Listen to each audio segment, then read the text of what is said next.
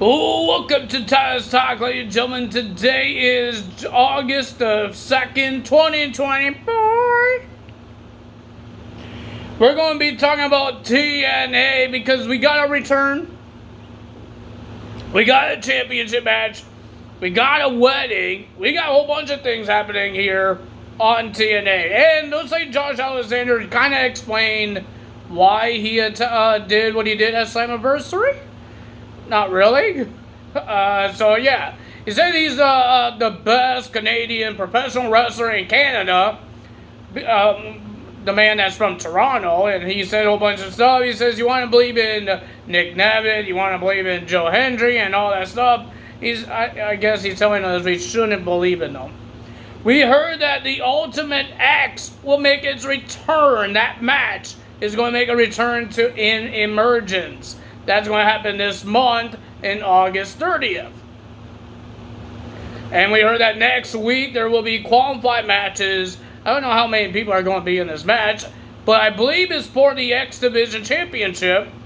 So we know Speedball Mike Bailey will be in the game, not in the game, in the match, and we will find out who else is going to be in it. And we heard that next week, Jordan Grace is having another open challenge for her Knockouts Championship. Will we see another NXT star show up, or would it be a TNA star? We have no idea.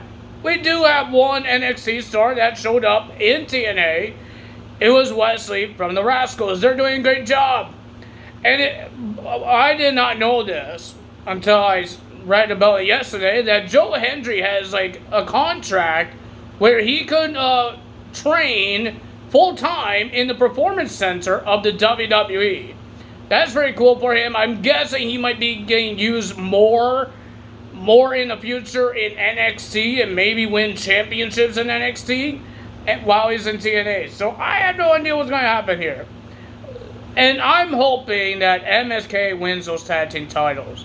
I want them to lose the tag titles the right way, not because somebody got released and they got stripped of the titles. I want them to lose the right way by losing to a tag team. Please let them win it. Axiom and Nathan Frazier have been holding the tag team titles for a while. We need to see new tag team champions. Like, seriously, we need to see new tag team champions next week. I'm hoping, because they deserve it. They deserve to lose those tag team titles, hold it a great couple months, and then lose it the right way by losing to a tag team, not because you got released. That's what I'm hoping. And Wesley needs more gold. Ladies and gentlemen, speaking of Rascals, we got the Rascals in a 6-man tag team match. It was the Rascals versus Mike Bailey, Trent Seven, and Kushida. I thought it was a pretty decent 6-man tag team match. I love the Rascals. But the winner of that match was the Rascals with a great win, beating the X Division champion. I wonder if Wesley going to be in this Ultimate X match. Imagine him being in it. Hey, I think this is helping NXT and TNA's, the crossover. I think it's helping both brands, both shows.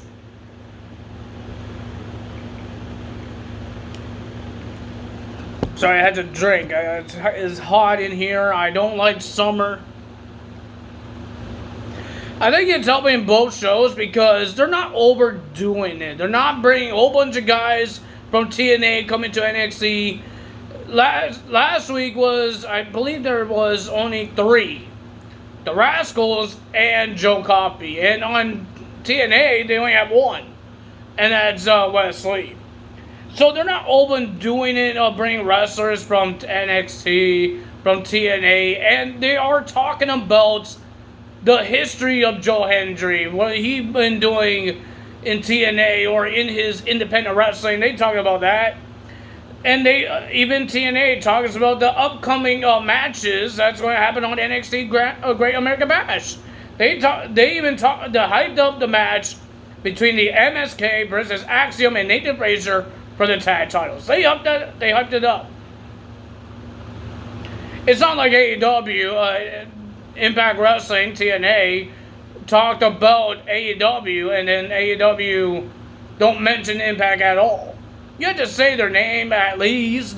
You don't have to show everything that TNA did, but your guy is their world champion, and you don't even mention Impact Wrestling. Impact Wrestling. They don't even mention it. So that's stupid. At least NXT mentions TNA.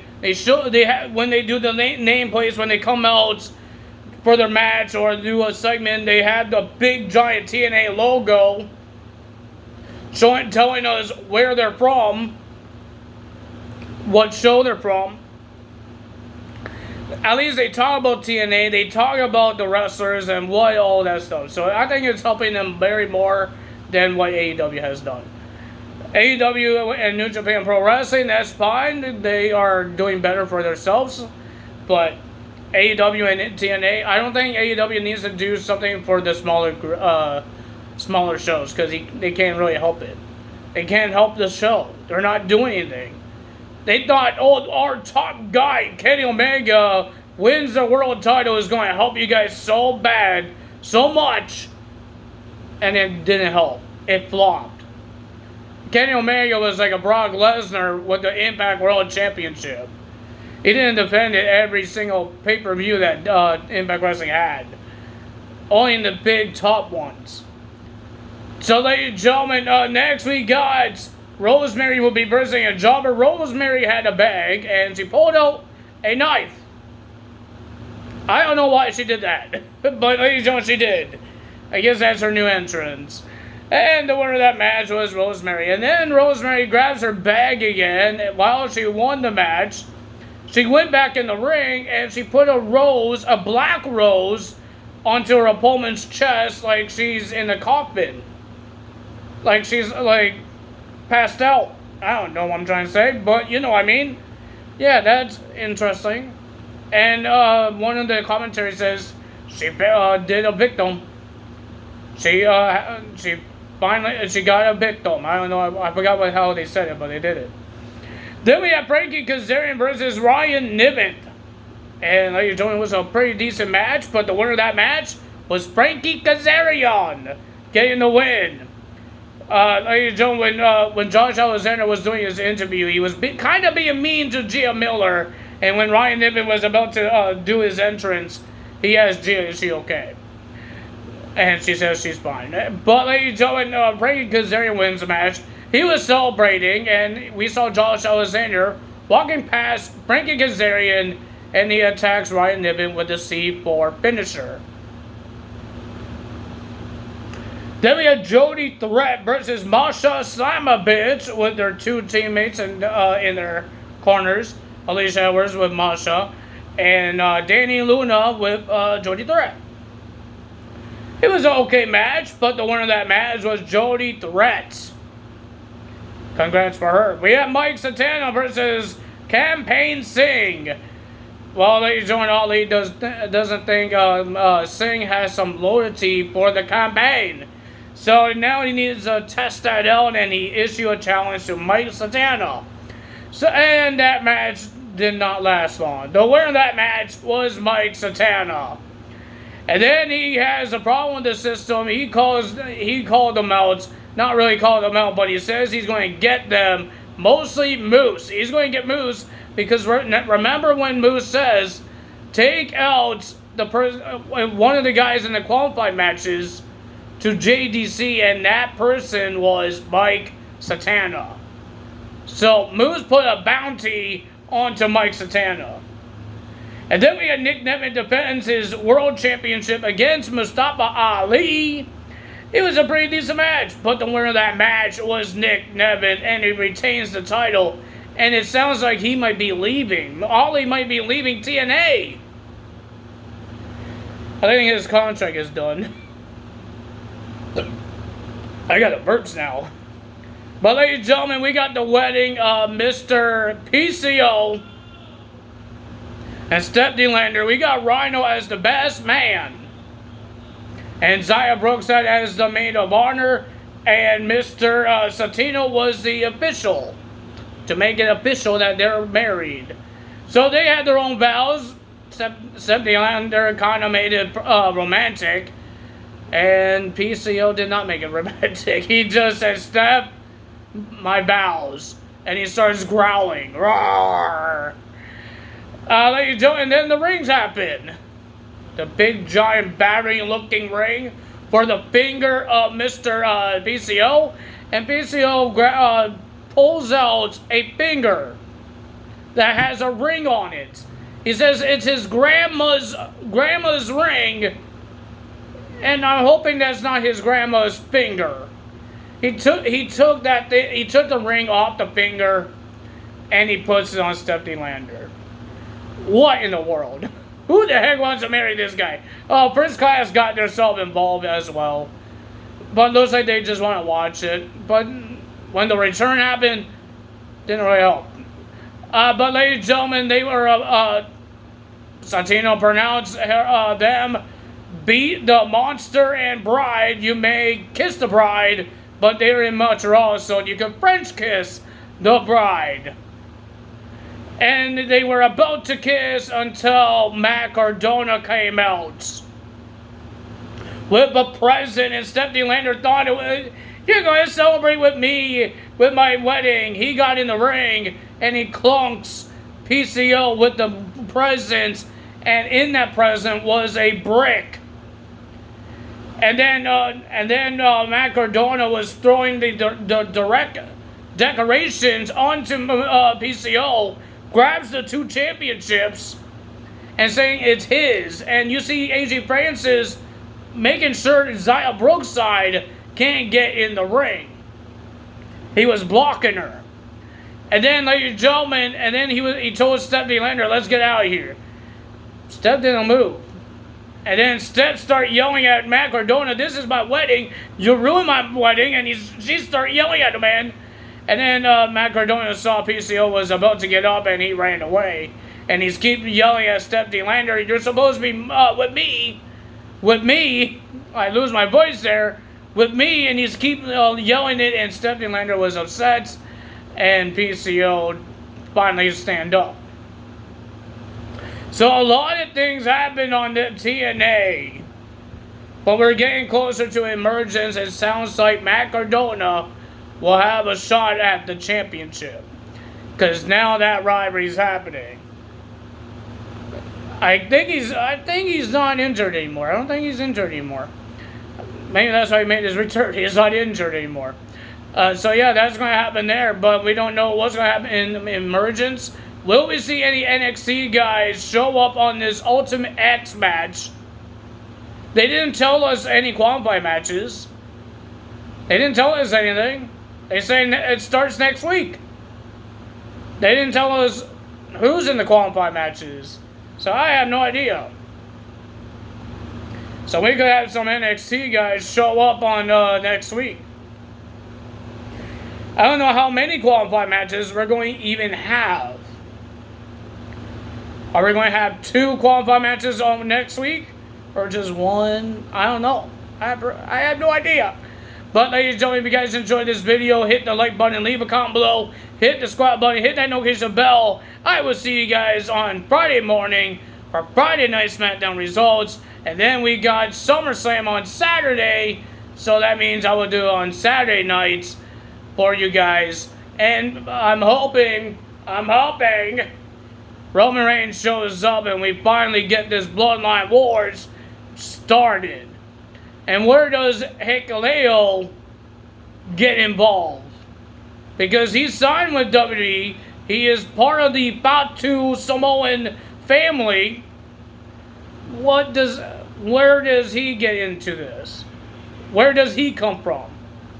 Is he on Team Roman or Team Solo? Or will somebody betray Solo when Roman shows up? Maybe because they're just waiting for Roman to make his return and then show up. Who knows? And ladies and gentlemen, it sounds like WWE signed another person, Jacob Henry, Mark Henry's son. They had it's like a podcast thing, I think. And he announced it that WWE signed him. So we're going to see Mark Henry's son be part of WWE. We don't know when he's going to come, when he's going to make his debut. WWE's having second generations a lot, and looks like we're still continuing it because now we have Mark Henry in the WWE. Let's hope he's good. I never see this guy wrestle, so I don't know. Zillow Batu looks like he might come to WWE. There's too many people who wants to come to WWE now. Triple H is cooking up things. We heard what was the pay-per-view? Survivor Series War Games, where they're going to be at. I forgot where they're going to be at, but they're going to be at someplace for Survivor Series War Games. I believe it's still on November as well. So yeah, that's going to be interesting. What else? Any updates? Nobody's contract is expiring yet. We know MVP is. Bryan Danielson says his was yesterday. I checked it. It wasn't yesterday. I think he's going to stay on there until he loses that world title shot. He put his career on the line. So if he loses, he's done. He leaves AEW. I don't know. He leaves AEW and just joins that as a producer, or he actually has to leave. I have no idea. I don't know the rules. I know he says he won't wrestle ever again. I just don't know. He could be a producer. He could be a commentator, whatever they called it. So yeah, I don't know what to say about that. But we will see what happens when that match happens. And if he loses, he's done. Will they actually let Bryan Danielson finally win his world title? I think it's kind of stupid to let Bryan Danielson win that title because he made the promise to his kids and to his wife. So if he wins it, he might have to vacate it. I don't want him vacated. They already done that with Finn Balor getting injured when he first won the Universal title, and he got injured and he has to vacate it. I think they did it one time as well. When somebody's contract or they're retiring, they won it. They won a title. I think WWE did it one time. Or they did it multiple times. I don't know. It can't be John Cena. Cena's not retired yet. I forgot who it was. It wasn't Triple H because he defended that title. And he lost it the right way. I forgot who it was. I think it was in WWE. If you guys know what I'm talking about, who it was that won the title, but he was about to retire, and then he has to vacate the title. The only person I could think of is Finn Balor, but he did it because he was injured, not retiring. So I don't know. Who, but ladies and gentlemen, that's all for today. Tell us out. You know what to do when you like this video. If you enjoyed this video, that's all for today. See you guys on Friday morning. Bye.